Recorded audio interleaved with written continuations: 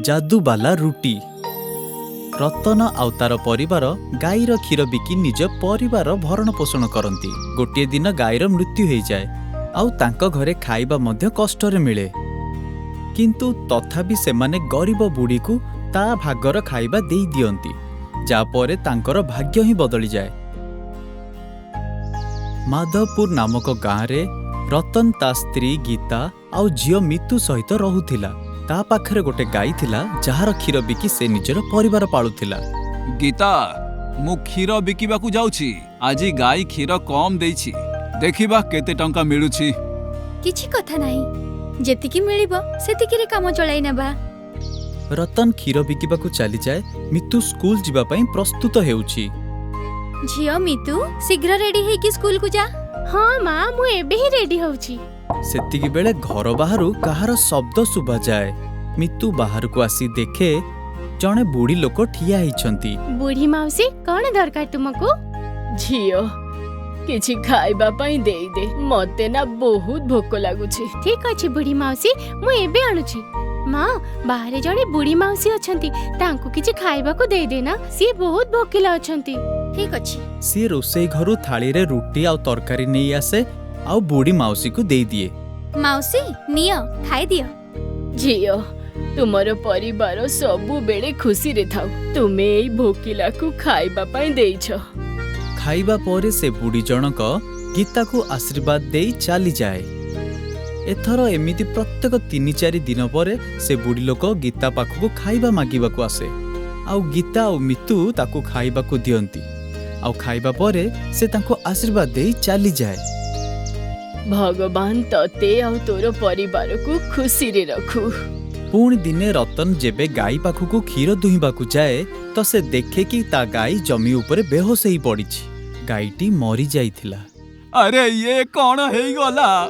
मोर स्नेहर गाई केमिति मरी गला? यह कही से चित्कार कला। ता चित्कार सुनी गीता आउ मितु भी दौड़िकी सेठको आसिले। ये कोन हे गला हम गाई को? बोध हुए राति रे कोनोसी साप कामुड़ी देछि। एथर आमे कोन करिबा? एई तो गोटाए सहारा थिला हम परिवारर। माँ, ताहेले हमें अन्य गाई को नहीं आसीबा। ना झियो, आम पाखरे एबे अन्य गाई किनिबाकू पैसा ही नाही। तुमे माने व्यस्त हुअनी, मु किछि ना किछि काम खोजी नेबी।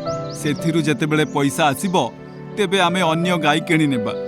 एमिति दिन गड़िबाकू लागिला। रतन प्रत्येक दिन गाँ बाहर को जाई लोकों को काम मागे, किंतु कौनसी काम मिलेनी।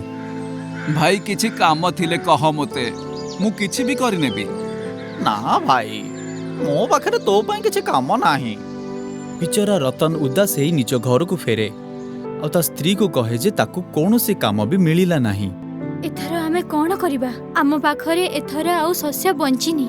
आजी खाइबार अछि कोठी? आजी केवल गोटिए रुटी ही हेइछि, आउ अटा नाही घरे। तुमे आउ मितु अधा अधा रुटी खाइनियो। ना, तुमे दुहे खाइनियो। एतिगिरे से बुढ़ी माउसीर शब्द सुबे। झियो, खाइबा को दे। एई नियो माउसी, आजी खाली एई गोटिए रुटी हेइछि, आजी घरे आउ किछि भी नाही। सेई रोटी देई दिए जहा हेइथिला। भगवान तते खुशी रे रखू। कहिकी चली जाए। 3 जन जाक भोकरे सोई पड़ती। सकाळ हुए, कबाट बाहरु बुढ़ी लोकर शब्द सुबे। गीता बाहर को आसे। माउसी, आजी तुमको देबा पाई आम पाखरे किछि मध्य नाही। झियो, आजी मु नेबाकू नुहे, देबाकू आसीछि। एहा कही से निज पुटुळीरू गोटे रुटी बाहर करी दिए। एई ने झियो, तुम मानंको पाखरे खाइबा पाई किछि भी नाही ना, ताहेले एईटा खाइ नियो। ना माउसी, तुमे खाइनियो, आमे किछि ना किछि व्यवस्था करि नेबु। झियो, एई रुटीटा तोर। एईटा जादू वाला रुटी, एहा केबे भी सरीबनी झियो। आउ एई रुटी आगरे तू जेउ तरकारी रो ना नेबू सेईटा ही आसी जीवो। एहा कही बुढ़ी माउसी अदृश्य हो जाए। गीता एई सबु कथा रतन आउ मितु को जणाए। माँ, मते बहुत भोक लागुछि। ए रुटी को कही कोनोसी तरकारी मगा ना। गीता रुटी को 2 खंड करी 2टी थाली रे रतन और मितु आगरे रखी दिए। आउ आलू कोबी तरकारी ना कहे। ଉଭୟ ଥାଳିରେ ତରକାରୀ ଆସିଯାଏ। ରତନ ତା ଅଧା ରୁଟିରୁ ଅଧା ଗୀତାକୁ ଦିଏ। 3 ଜଣ ଖାଇବା ଆରମ୍ଭ କରନ୍ତି। ଯେମିତି ମାଉସୀ କହିଥିଲା ରୁଟି ଶେଷ ହବନି, ତେଣୁ ଗୋଟେ ଶେଷ ହେଲେ ଆଉ ଗୋଟେ ଆସିଯାଏ। ମୋ ମୁଣ୍ଡରେ ଗୋଟିଏ କଥା ପଶିଛି, କାହିଁକି ଆମେ ଖାଇବା କାମ ଆରମ୍ଭ କରିବାନି? ହଁ, ଏଥର ତ ଆମକୁ ଯାହା ଦରକାର ହେବ ଆମେ ରୁଟିକୁ ହିଁ ମାଗି ନେବା। ରତନ ଖାଇବା ଢାବା ଆରମ୍ଭ କରିଦେଲା, ଯେଉଁଠି ସେ ରୁଟି ତରକାରୀ ଆଉ ଡାଲି ଭାତ ଖୁଆଇଲା। ଗ୍ରାହକମାନେ ଯାହା ଖାଇବା ପାଇଁ କହନ୍ତି ରତନ ସେଇ ରୁଟିକୁ ମାଗିନିଏ। ଏମିତି ଦେଖୁ ଦେଖୁ ତାର ଢାବା ଗୋଟେ ବଡ଼ ହୋଟେଲ ହେଇଗଲା, ଯେଉଁଠି ଅନେକ ଲୋକ କାମ କରିବାକୁ ଲାଗିଲେ। ଆଉ ରତନର ଛୋଟ ଘର ଏଥର ବଡ଼ ବଙ୍ଗଳା ହେଇଗଲା। ତାହେଲେ ପିଲେ, ଏ କାହାଣୀରୁ ଆମକୁ ଏଇ ଶିକ୍ଷା ମିଳେ କି ଆମକୁ ଅନ୍ୟମାନଙ୍କର ସାହାଯ୍ୟ କରିବା କଥା।